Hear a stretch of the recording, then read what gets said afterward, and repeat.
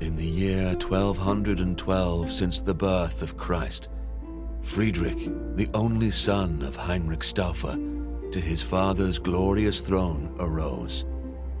By Providence chosen, though only 16 years old, clever and strong, he was a king most bold. Challenges were plentiful, but his judgments full of wisdom. Soon many a vassal, duke, or lord swore fealty to his kingdom. Monarch Roger, a patron to the erudite and all the wise men, every scholar, no matter the faith, was welcomed to his realm. His deeds were glorious, his subjects loved him more and more, his dominion prospered like never before. Soon the rumors were spread from the east to the west about Roger, the ruler of Christians, by God himself blessed. This praise reached Pope Gregory, but he froze, irked by hearing of another man as one God chose. Gregory's envy would lead to consequences most dire. No living soul could save Friedrich from his ire. With excommunication being his only other fate, Roger rode to Palestine on a crusade to save his state. Even with his most trusted knights, a dangerous proposition. Journey long, perilous and exhausting, a truly risky mission. Many a good man dead due to illness or fatigue. That was the true terror of the Pope's intrigue. One day a desert storm came, raged and refused to wane, threatening to end both their lives and the campaign.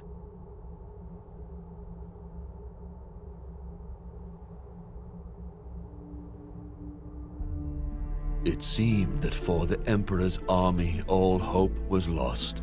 Sentries were ordered to find shelter, no matter the cost. At the last moment, the group's scouts spotted a cave. Though ominous and sinister, they must choose to be brave. Roger's men entered the grotto with uneasy feel, making camp in surroundings that were most unreal.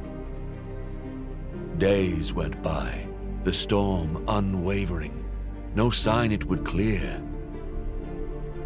Friedrich and his chosen explored their shelter without fear.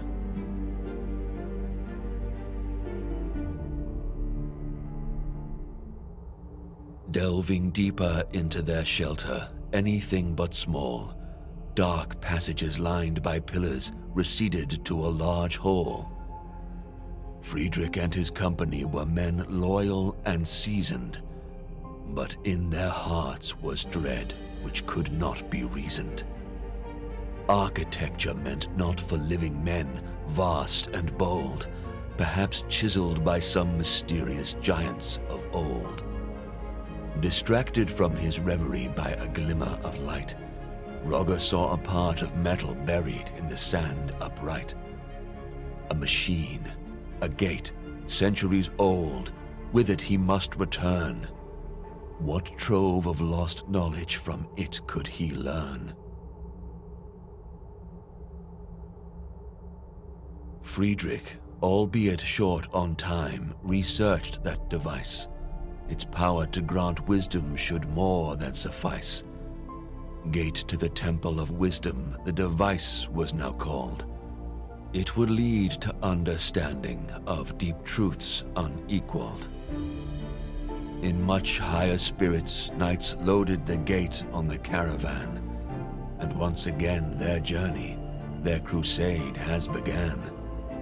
The dread lifted, resolve firmer than ever before, no longer fearful of what for them lay in store. No more was the journey punishment meant by the Pope. Now their quest was meaningful, their hearts full of hope. In the end, Roger gained control of Jerusalem without blood spilt, opened the Holy Land to pilgrims again, defensive walls rebuilt. City's crown rested on emperor's noble head. With wise Sultan al-Kamil he shared his bread. People sang only praise for their emperor once again. With glory and magnificence he continued his reign. Through the gate to the Temple of Wisdom, Friedrich often went. To learn its secrets, to further knowledge was his lustrous intent. He worked closely with those most loyal, those he chose. Thus, a new order of Knights Noble, order of justice, arose. Emperor Friedrich, always at their point, titled Grand Master, felt he did enough to sate Pope's anger, averted disaster.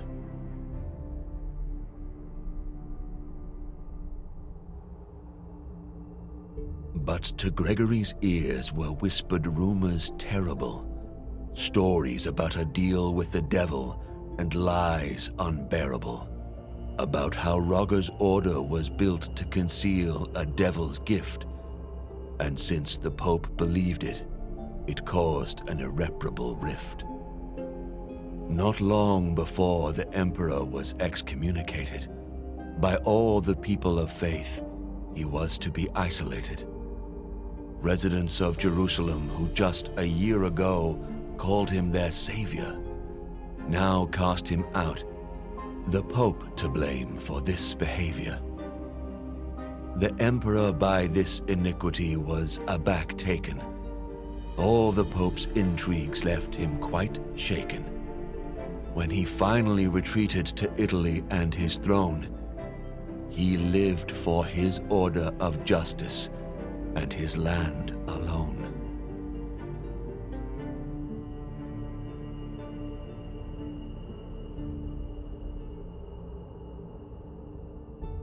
Roger guarded the secrets of the order, for his enemies would not cease. Wanted the gate more than secure, no longer believing in peace. A plan born both from his genial mind and godly inspiration, to build a fortress for the order, to be held in awe by the whole nation. To the castle's construction, he devoted his life. 8 massive walls to survive any strife, 8 watchtowers with windows peering over the countryside, eternally guarded by 8 men most loyal and eagle-eyed.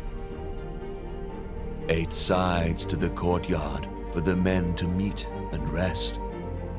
In the middle of it all, an 8-sided podium protected best. On this podium, the gate to the Temple of Wisdom was erected. By all the knights, not to be worshipped, but to be respected.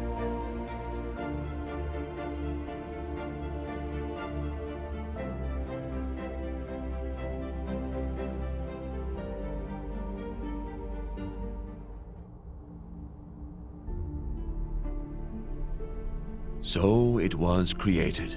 For both the lost and the wise it did shine.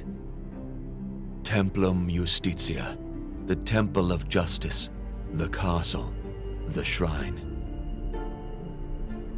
It was quarters of the order by the wise Placentinus foretold. Inside were troves of wisdom and power, more precious than gold. Even for the wise and powerful flies the time. Men became old. Children. What's going on, everybody? Welcome back to the channel. It's your boy Alex, and today we're gonna Grand Master first. Others came, best of the order, in wisdom versed. One after another silent, hidden, but each of virtue measure. The gate to the temple of wisdom, always their treasure.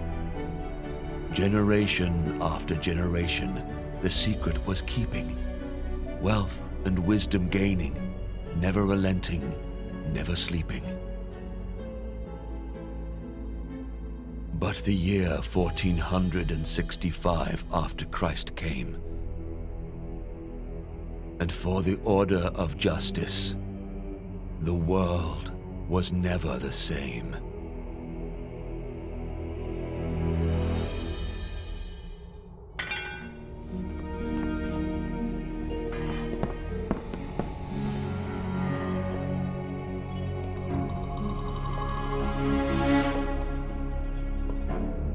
There he is! Look up! In the window, across the room!